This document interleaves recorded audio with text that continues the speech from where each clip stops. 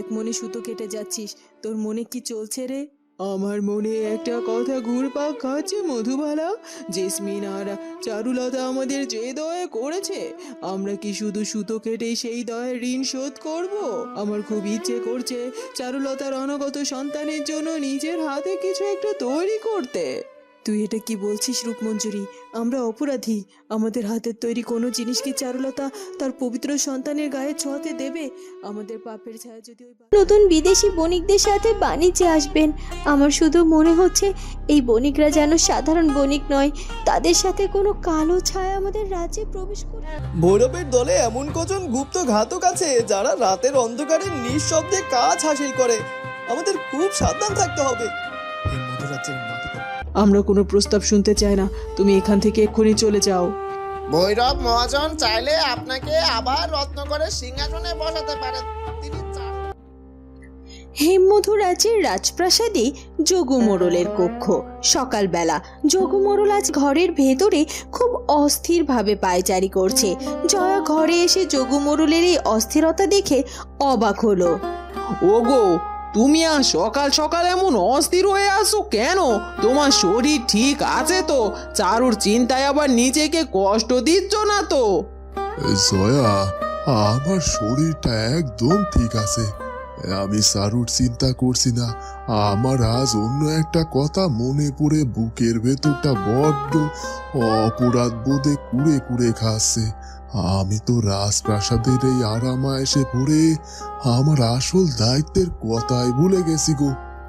আসল দায়িত্ব মানে তুমি কি বলতে চাইছো? আমি তো কিছু বুঝতে পারছি না গো। তোমার আবার কিসের দায়িত্ব বাকি রয়েছে? তুমি ভুলে গেছো জয়া? আমি তো হেমরাজ্যের কেউ ছিলাম না। আমি ছিলাম মধুপুর রাজ্যের সুরেশপুর গ্রামের একজন সাধারণ মানুষ। গ্রামের মানুষেরা আমাকে বিশ্বাস করে, ভালোবেসে সুরেশপুরের মোড়ল বানিয়েছিল। রাজেশের বাবা মানে পুরনো মোড়ল যখন অহংকারে অন্ধকার হয়ে গ্রামের মানুষের উপর অত্যাচার করত, তখন এই মানুষগুলোই আমাকে তাদের মাথার উপরে বসিয়েছিল। আর আজ আমি দিনের পর দিন এই রাজপ্রাসাদে বসে আছি, আর আমার সুরেশপুরের মানুষগুলো মোড়ল ছাড়া অনাথের মতো দিন কাটাচ্ছে। তুমি একদম খাঁটি কথা বলেছো গো, কিন্তু তুমি তো আর নিজের ইচ্ছায় এখানে পড়ে নেই। চারুর বিপদের দিনে তোমাকে ওর পাশে থাকতে হয়েছে। এখন চারুর এই অবস্থায় তুমি কি ওকে ছেড়ে সুরেশপুর গিয়ে থাকতে পারবে? আমি সারুকে ছেড়ে কোথাও যাব না জয়া, কিন্তু আমি এটাও তো চাই না যে আমার গ্রামের মানুষগুলো কোনো বিপদে পড়লে বিচার না পায়। আমি অনেক ভেবে দেখেছি জয়া, রাজেশের বাবা পুরনো মুরল আর মুরলগিন্নি এখন একদম বদলে গেছে গো। তা তো বটেই, কালই তো শুনলাম মোড়লগিন্নি নিজে এসে জেসমিনকে আশীর্বাদ করে গেছে। তারা এখন সত্যি অনেক ভালো মানুষ হয়ে গেছে। জেসমিনের মতো মেয়ে তাদের বাড়ির বউ হওয়ার পর তাদের মনে সব অহংকার দূর হয়ে গেছে। তারা এখন মানুষের ভালো খারাপ সব কিছু ভাবে গো। তাই আমি সিদ্ধান্ত নিয়েছি জয়া, আমি সারুকে বলে পাঠাবো। সারু যেন নিজে দাঁড়িয়ে থেকে গ্রামের মানুষদের বুঝিয়ে পুরনো মোড়লকে আবার সুরেশপুরের মোড়লের দায়িত্ব ফিরিয়ে দেয়।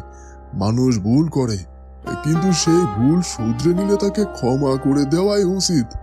আমি আজই রাজপুত্র অরুণকে বলবো এই কথাটা বিশেষ দূতের মাধ্যমে সারুর কাছে পৌঁছে দিতে। এতে আমার মনের ভারটাও কমবে, আর সুরেশপুরের মানুষও তাদের অভিভাবক ফিরে পাবে গো। মধুপুর রাজ্যের রাজপ্রাসাদ, মন্ত্রী জেসমিনের কক্ষ। সকালের দিকে জেসমিন রাজ্যের কিছু কাগজ নিয়ে কাজ করছিল। হঠাৎ তার মাথাটা প্রচন্ড ঘুরে উঠল। সেনাপতি রাজেশ ঘরে ঢুকে জেসমিনের এই অবস্থা দেখে দ্রুত তার কাছে ছুটে গেল। জেসমিন, কি হয়েছে তোমার? তুমি এমন চোখ বন্ধ করে আছো কেন? তোমার মুখটা একদম ফ্যাকাশে হয়ে গেছে। রাজেশ বাবু, আমার হঠাৎ করে চারদিকটা কেমন যেন অন্ধকার হয়ে গেল। মাথাটা খুব ঘুরছে আর শরীরটা ভীষণ দুর্বল লাগছে। আমি তো তোমাকে বারবার বলি এত কাজের চাপ না নিতে। তুমি একটু বসো, আমি এখনই রাজবৈদ্যকে খবর দিচ্ছি। কিছুক্ষণ পর রাজবৌদ্ধ জেসমিনের কক্ষে আসে, সাথে রানী লতা এবং চারুলতাও খুব চিন্তিত মুখে ছুটে এলো। রাজবৌদ্ধ জেসমিনের নাড়ি পরীক্ষা করলো। নাড়ি পরীক্ষা শেষ করে রাজবৌদ্ধর মুখে এক বিশাল চওড়া হাসি ফুটে উঠল। সেনাপতি রাজেশ, যুবরানীমা, আপনাদের দুশ্চিন্তা করার কারণ নেই। মন্ত্রী জেসমিনের এই দুর্বলতা কোনো রোগের নয়। মধুপুর রাজ্যের উৎসবের প্রস্তুতি আপনারা শুরু করে দিন। আমাদের মন্ত্রী জেসমিন মা হতে চলেছেন। খুব তাড়াতাড়ি এই রাজপ্রাসাদে আরো এক নতুন অতিথির আগমন হতে চলেছে। রাজবৌদ্ধ মশাই, আপনি আপনি সত্যি বলছেন? জেসমিন? হে বিধাতা, আজ আমার জীবনে আরো একটা খুশির দিন। জেসমিন মা, তোরা এই আনন্দের দিনে আমার যে কি বলতে ইচ্ছে করছে তা আমি ভাষায় প্রকাশ করতে পারছি না। জেসমিন, তুই আমাকে এত বড় একটা সুখবর দিলি আজ। আমি তো তোকে কালই বলেছিলাম। দেখলি বিধাতা কত তাড়াতাড়ি আমাদের সবার প্রার্থনা শুনেছে। আজ থেকে সব কঠিন কাজ তোর বন্ধ। তুই শুধু এখন নিজের যত্ন নিবি। জেসমিন আনন্দ এবং লজ্জায় তার চোখের জল গাল বেয়ে পড়তে লাগলো। দিদি, আমাকে যে নতুন জীবন দিয়েছো তুমি, আর সেই জীবন একটি সত্যিকার পূর্ণতা পেল। আমার মনে হচ্ছে আমি পৃথিবীর সব থেকে সুখী মানুষ। চারু দিদি, এই মধুপুর রাজ্য আর সত্যি আনন্দে ভরে উঠলো। আমি এক্ষুনি প্রহরীদের বলছি পুরো মধুপুরে এই সুখবর পৌঁছে দিতে। আর গ্রামের বাড়িতে বাবা আর মাকে এখনই খবর পাঠাতে হবে। তারা এই খবর শুনলে আনন্দে পাগল হয়ে যাবেন। মধুপুর রাজপ্রাসাদের বিশাল দরবার কক্ষের সামনের প্রাঙ্গণ। দুপুরবেলা গ্রামের বাড়ি থেকে খবর পেয়ে মোড়ল এবং মোড়লগিন্নি আক্ষরিক অর্থেই ছুটে এসেছে। তাদের হাতে বিশাল দুটি মাটির হাঁড়ি ভর্তি মিষ্টি। মোড়লগিন্নি তো আনন্দে কাঁদছেন। চারুলতা, রানী লতা, জেসমিন এবং রাজেশ সেখানে উপস্থিত। আমার জেসমিন মা কোথায়? ওরে মা, তুই আমাকে এত বড় একটা সুখবর দিলি। আমি তো খবর পাওয়া মাত্রই হাঁড়ি ভরে মিষ্টি নিয়ে ছুটে এসেছি। মা, আপনাদের আশীর্বাদে তো আজ আমি এত বড় সুখ পেয়েছি। আপনারা এত দূর থেকে রোদে পুড়ে কষ্ট করে ছুটে এলেন কেন? আমি তো নিজেই আপনাদের কাছে গিয়ে খবরটা দিতে পারতাম। জেসমিন মা, এই খবর শোনার পর কি আর আমরা বুড়ো বুড়ি ঘরে বসে থাকতে পারি? আমাদের তো মনে হচ্ছিল পাখির মতো ডানা মেলে উড়ে আসি। সারুমা, তুমি কেমন আছো? তোমার দয়াতে আজ আমাদের জেসমিন এত বড় মন্ত্রী হয়েছে গো, আর আমাদের মুখ উজ্জ্বল করেছে।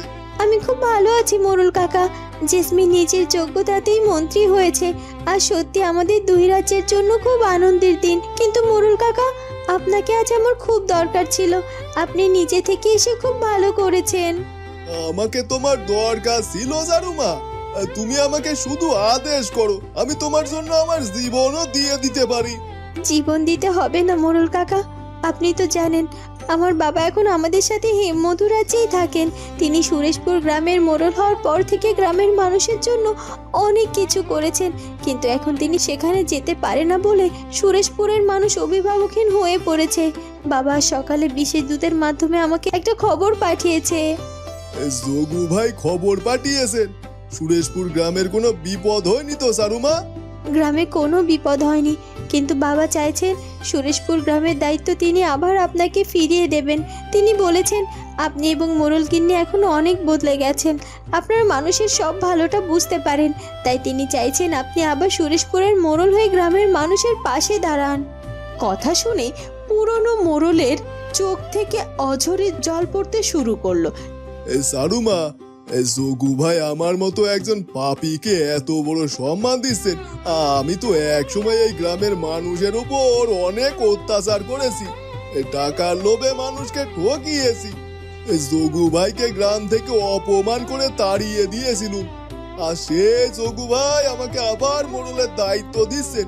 আমি এত বড় সম্মানের যোগ্য নই রে সারুমা। আমি একজন অপরাধী, তুমি আমাকে ক্ষমা করে দাও।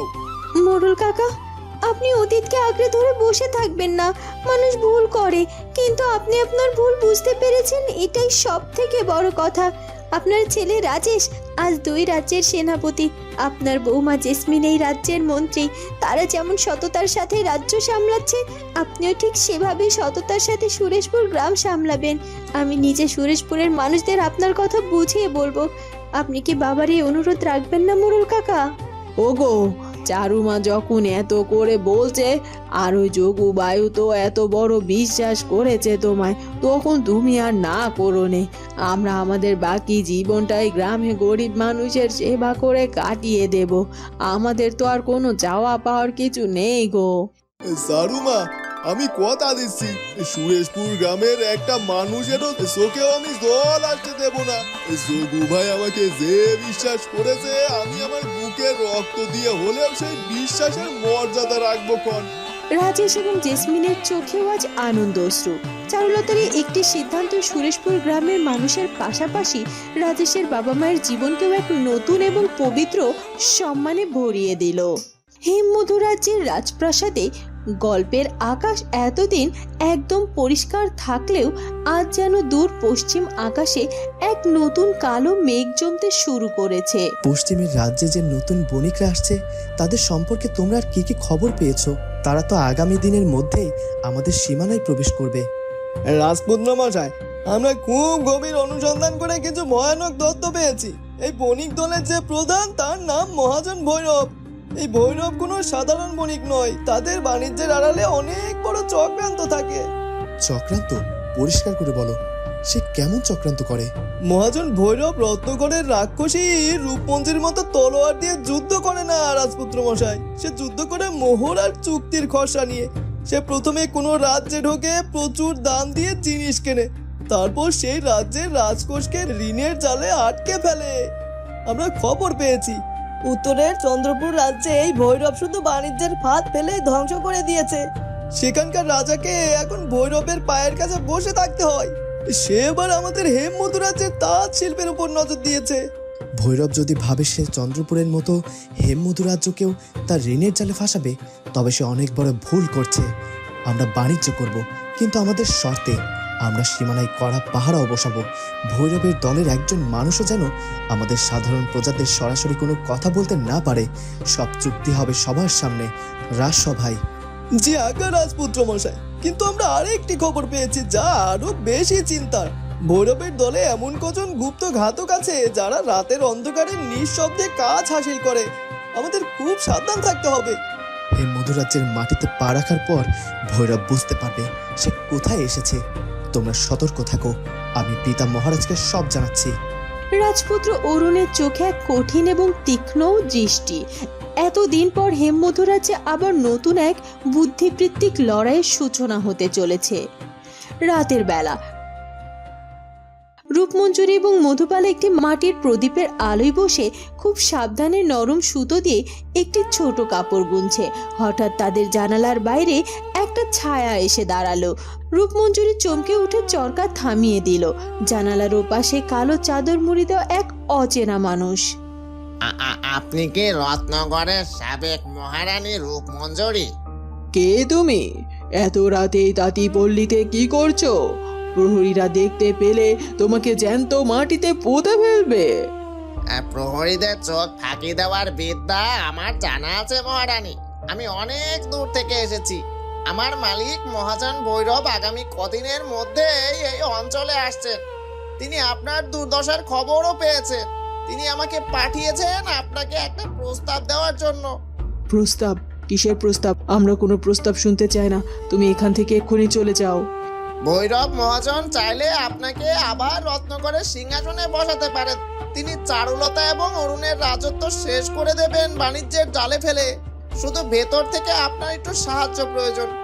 আপনি কি আবার মহারানী হতে চান?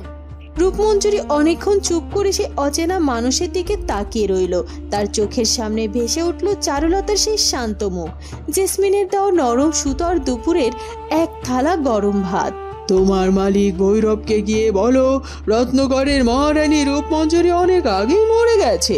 এই মাটির ঘরে যে বসে আছে সে একজন সাধারণ তাঁতি। চারুলতা আমাকে ভিখারি থেকে আবার মানুষ করেছে। আমি সেই চারুলতার সাথে বেইমানি করে আবার রাক্ষসী হতে চাই না। তুমি যদি এই মুহূর্তে এখান থেকে চলে না যাও তবে আমি এক্ষুনি চিৎকার করে প্রহরীদেরকে ডাকবো। তখন তোমার কি অবস্থা হবে একবার ভেবে দেখেছো? অচেনা মানুষটি রূপমঞ্জরির এই উত্তরে বেশ অবাক হলো। সে আর কোনো কথা না বলে অন্ধকারের মধ্যেই মিলিয়ে গেল। রূপমঞ্জরি একটা স্বস্তির নিঃশ্বাস ফেলে আবারও সুতো বুনতে শুরু করলো। তুই একদম ঠিক কাজ করেছিস রূপমঞ্জরি। এই নতুন শয়তানটা আবার আমাদের লোভ দেখিয়ে বিপদে ফেলতে এসেছিল। আমরা কিন্তু আর কোনো ফাঁদে পা দেব না। মধুপুর রাজ্যের রাজপ্রাসাদ, রাতের বেলা। চারুলতার কক্ষ। চারুলতা জানালার পাশে দাঁড়িয়ে আছে। রাতের বাতাস আজ কেমন যেন একটু ভারী মনে হচ্ছে। রানী লতা ঘরে এলো। চারু, তুই এখনো ঘুমোসনি? জেসমিনটার খবর পাওয়ার পর থেকে তো তুই সারাদিন অনেক ছুটোছুটি করেছিস। এবার তোর নিজের বিশ্রাম নেওয়া দরকার। জেসমিনের খবরটা সত্যি আমাদের সবার জন্য খুব আনন্দের। মোড়ল কাকাকে তার সম্মান ফিরিয়ে দিতে পেরেও আমার ভীষণ ভালো লাগছে। আমার বুকের ভেতরটা হঠাৎ করে কেমন যেন একটা অজানা আশঙ্কায় কাঁপছে। অজানা আশঙ্কা? কিসের অজানা আশঙ্কা চারু? আমাদের রাজ্যে তো এমন কোনো শত্রু নেই। চারদিকে শুধু শান্তির খবর। তুই অকারণেই মনের ভেতর ভয় ঢোকাচ্ছিস মা। জানি না মা, কিন্তু যখন চারদিকটা অতিরিক্ত শান্ত হয়ে যায় তখন মনে হয় কোথাও কোনো বড় ঝড়ের প্রস্তুতি চলছে। রাজপুত্র অরুণ আগামী পরশু নতুন বিদেশি বণিকদের সাথে বাণিজ্যে আসবেন। আমার শুধু মনে হচ্ছে এই বণিকরা যেন সাধারণ বণিক নয়। তাদের সাথে কোনো কালো ছায়া আমাদের রাজ্যে প্রবেশ করতে চাইছে। বিধাতা যেন রাজপুত্র অরুণকে সব বিপদ থেকে রক্ষা করেন। চারুলতার এই ষষ্ঠ ইন্দ্রিয়ের শঙ্কা যে একদম মিথ্যে নয় তা মহাজন ভৈরবের আগমনী বার্তার মাঝেই স্পষ্ট হয়ে উঠেছে। শান্তি আর নতুন প্রেমের মাঝেও এক বুদ্ধিদীপ্ত এবং ভয়ঙ্কর লড়াইয়ের ইঙ্গিত দিয়ে 235তম পর্বটি এক শ্বাসরুদ্ধকর সমাপ্তি লাভ করলো। আর এরপর কি হতে চলেছে সেটা জানবো আমরা চারুলতা গল্পের পরবর্তী পর্বে। ধন্যবাদ।